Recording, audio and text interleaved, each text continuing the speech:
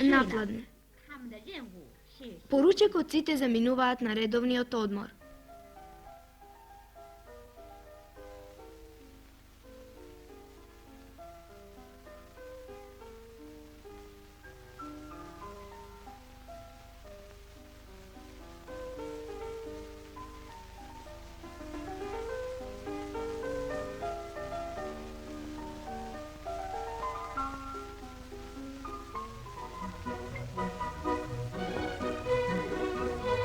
Што е поубаво по одморот од капење во пријатната вода на базенот?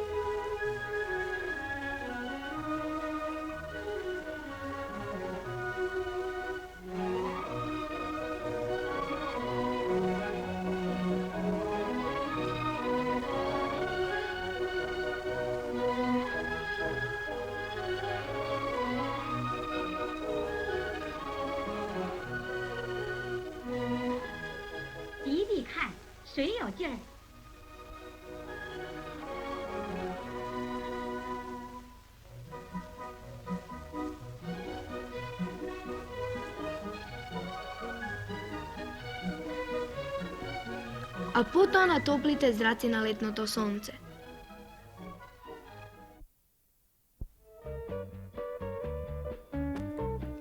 Во стариот дел на Њу Делхи се наоѓа една навистина необична болница. Незини пациенти се исклучиво птиците. Ако некој сака да остави болна птица во болницата, треба само да се согласи таа по лекувањето да биде пуштена на слобода. Потоа стручните ветеринарски екипи ќе преземаат грижа за неа. Во болницата може да се видат кафези со многу видови птици. Посебна грижа се води за исхраната.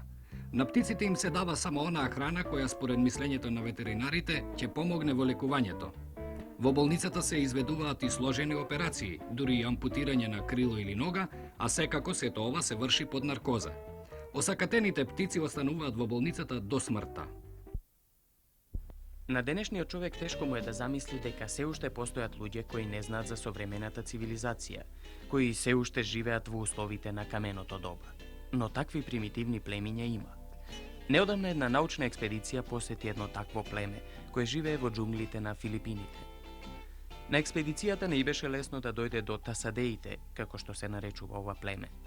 Требаше да се мине долг пат низ густите џунгли во кои се кријат бројни опасности. Но на крајот трудот на научниците го даде саканиот резултат. Во пештерите на една планина, длабоко во џунглите, тие ги пронајдоа припадниците на племето. Тасадеите се израдуваа на посетата. Тасадеите живеат во пештери. Тие се прилично срамежливи. За прв пат светот слушна за нив во 1966 година, кога случајно ги пронајде еден ловчија. Тој ги научи како да ловат животни со стапици, како да прават ножеви. Само неколку години подоцна, кога експедицијата неодамна ги посети, научниците беа сведоци на брзиот прогрес што припадниците на племето оттогаш го направиле. Сепак, тасадеите и натаму живеат многу примитивно. Нивниот јазик е прост и во него нема поими, например, за лутина, гостопримство или борба. Речиси целото време го поминуваат во пештерите, се хранат со овошје и со животните што ги фаќаат, а не го познаваат земјоделието. Не знаат што е тоа пченица, пченка, ржорис, го јадат главно она што можат да го соберат во близината на пештерата. Научниците ги збунува тоа што припадниците на племето воопшто не јадат сол, но тасадеите не покажуваат дека солта им недостасува. Тие никогаш не се оддалечуваат многу од пештерите. Најголемата прошетка им била пред неколку години, кога отсуствувале само 3 ноќи, но за нив тоа бил голем настан, па и денес раскажуваат за него. Испитувањето на животот на тасадеите ќе помогне уште подобро да се расветлат условите во кои некогаш живеел човекот. Младиот американски метеоролог Дан Фицджералд неговите пријатели во шега го наречуваат ловец на ветрови, зашто Фицджералд голем дел од своето време го поминува во калифорниската пустина ловејќи ги виорите. Но шегата настрана, Фицджералд со своите 29 години е млад и способен научник, доктор и професор на Универзитетот во Калифорнија. А неговите експерименти имаат научна и оправдана цел. Тој сака да навлезе подлабоко во природата на виорите, детално да го објасни нивното настанување. Фицджералд мина големи растојанија низ пустината во Калифорнија, обидувајќи се да ја измери силата на виорите во нивниот центар, температурата на воздухот и низа други работи. Но тој истовремено работи и во својата лабораторија. Тука вештачки произведува виори и ги продолжува испитувањата започнати во природата. Со своите испитувања, младиот научник всушност сака подлабоко да навлезе во природата на силните торнада и циклони, кои секоја година им нанесуваат големи штети на луѓето. Неговите експерименти можеби ќе дадат и одговор на прашањето како тоа да се спречи. За прв пат по 2500 години луѓето деновиве поминаа пеш преку Босфорскиот проток, кој ги дели Европа и Азија. Тоа всушност го направи група новинари кои поминаа преку делумно завршениот мост, кој во иднина треба да ги спојува двата континенти. Мостот преку Босфор почна да се гради во 1970 година, а треба да биде завршен во идната година. Неговото отворање ќе одбележи 50 годишнината од прогласувањето на Турската република. Овој мост, што ќе биде висок 85 метри над морската површина, ќе има големо значење за сообраќајот и трговијата меѓу Европа и Азија. Децата па и повозрасните во јужноамериканската држава Чиле од неодамна во секоја будка можат бесплатно да добијат разновидни стрипови. Ова им го овозможува владата на марксистичкиот претседател Аљенде, која на тој начин сака да ги упати своите пораки до најмладите. Стриповите имаат најразлична содржина. Во нив децата можат да ги најдат своите омилени јунаци Мики Маус, Пајо Патак, или пак јунаците на познатите бајки Снежана и седумте џуџиња, Црвенка па и други. Стриповите ги печати издавачката куќа Квиманту. Квиманту е стар индијански збор, што всушност значи син на знаењето. Тука секојдневно се прават договори што ново да им се даде на младите и на кој начин да се представи. Зашто стриповите во Чиле се малку различни од оние во другите земји. Јунаците се навистина исти, но не и содржината. Низ новите стрипови на децата всушност им се упатуваат пораки, им се укажува на вистинскиот свет во кој живеат, на проблемите на светот и на земјата. Идеите што ги разработуваат уредниците се реализираат во канцелариите за илустрација. Потоа, како и во секоја печатница, стриповите го минуваат нормалниот процес до својот конечен лик. А кога се ќе биде готово, стриповите отпечатени во голем број примероци се растураат низ целата земја, за да дојдат до оние за кои се наменети, до децата. Заедно со нив, преку познатите ликови на вселенските или вестерн јунаците, доаѓаат и пораките, идеите со кои се воспитуваат најмладите во Чиле.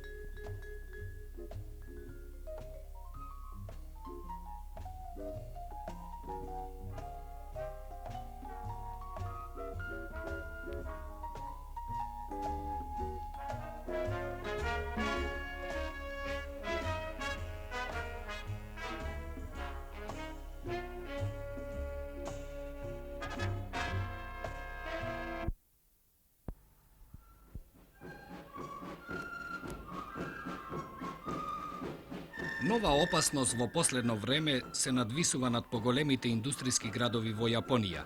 Ја наречуваат фотохемиска магла, а таа е резултат на дејството на сончевите зраци врз воздухот загаден од индустријата и големиот број возила.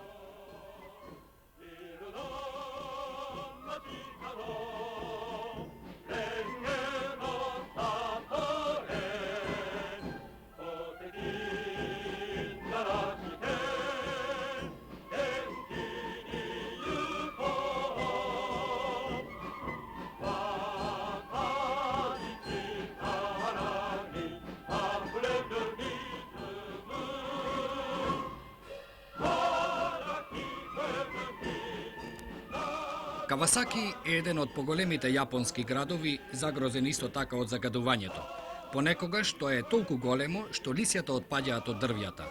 Бидејќи физкултурата во училиштата не може да се одржува на отворен простор, локалните власти решија да ги испраќаат децата на неколкудневна рекреација и свеж воздух во природата.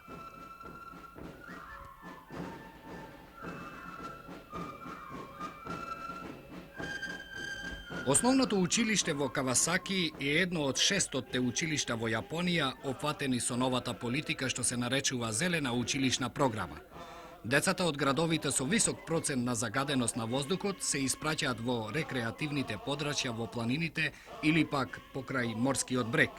Така и овие ученици заминуваат на неколку дена на планината Фуџи, каде што ќе имаат часови на отворен простор. Сосема нормално, тие се одушевени од оваа екскурзија.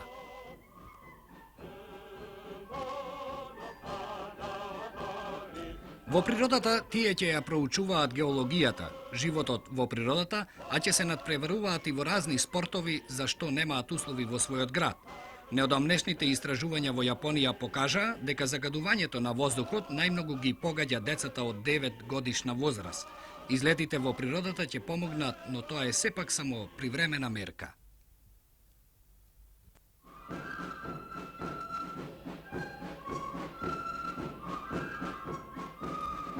Програмата исто така на децата им дава прилика за да се запознаат и со животот во природата, кој во Јапонија брзо исчезнува пред чекор на индустриализацијата.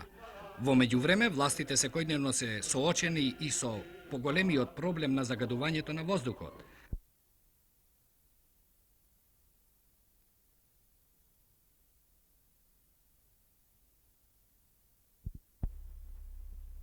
На аеродромот во една воена база во Велика Британија неодамна беше испробано едно чудно летало.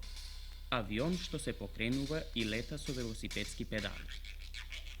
Леталото го конструира пилотот Џон Потер, а на пробното летање се собраа и поголем број љубопитни новинари и телевизиски сниматели. Сите тие сакаа да видат дали велосипедот авион ќе успее да се одлепи од земјата. Кога леталото беше конечно поставено на пистата за полетување, возбудувањето меѓу публиката ја достигна својата кулминација. Но првите обиди не ги исполни очекувањата. Авионот, направен од алуминиум и дрво, успеа да се задржи во воздухот само неколку секунди, а потоа пак се спушти на земјата. И наредните два обида пропаднаа. А тогаш ветерот почна да дува посилно и пилотот Потер реши да го искористи ова. Со неколку силни туркања на педалите, тој успеа грациозно да го крене леталото во воздух. Сепак, најголемиот проблем не е заморот од вртењето на педалите кои го покренуваат пропелерот, туку тешкотијата да се обезбеди стабилно летање при мала брзина. Зашто овој велосипед авион може да постигне брзина од само околу 30 км на час, а тоа е премалку за стабилен лет. Затоа авионот и не можеше повисоко да се крене, ниту пак сигурно да се спушти. Ненадејно посилниот ветер го однесе кон една група новинари. Така летањето заврши со едно скршено тркало и со оштетување на авионот. Но пилотот Потер смета дека постигнал рекорд. Тој во воздухот се задржа 45 секунди. Потер намерава да ја продолжи работата на усовршувањето на своето возило, со кое почна да експериментира пред 12 години. Зашто, ако успее да прелета околу 6 километри, тој ќе ја добие наградата од 10.000 фунти, што се нуди за првиот самостоен лет низ воздухот.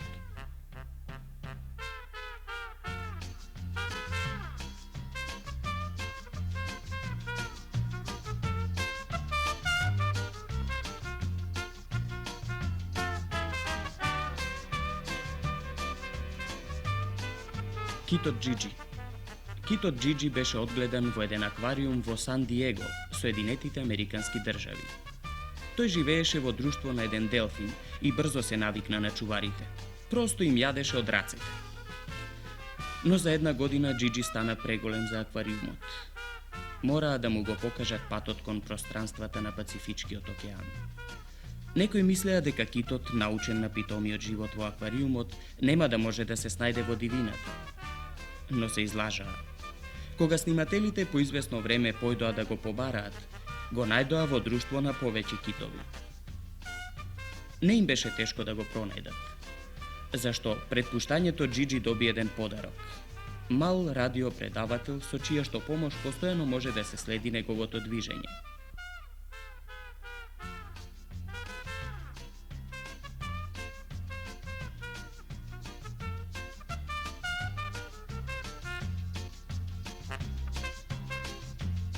Веќе низа години огромен број пилиња во целиот свет вештачки се раѓаат. За тоа се грижи вештачката мајка инкубаторот. Јајцата се ставаат во инкубаторите, од кои по известно време и под одредена температура излегуваат малите жолти пилиња. До одредена возраст, тие ќе живеат во близината на инкубаторската станица, во специјални кокошарници, каде што им е обезбедена посебна исхрана за што побрзо да напредуваат. Од инкубаторите можат да излезат огромен број пилиња. Овој во Советскиот сојуз месечно дава по 320.000 пилиња.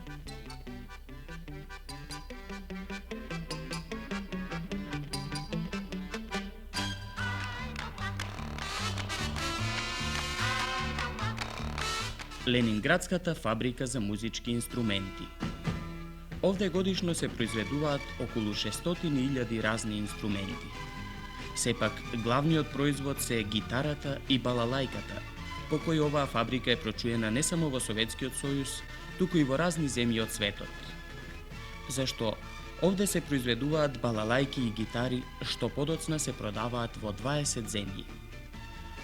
Производството е делумно автоматско, но некои делови на инструментите се уште мораат рачно да се изработуваат.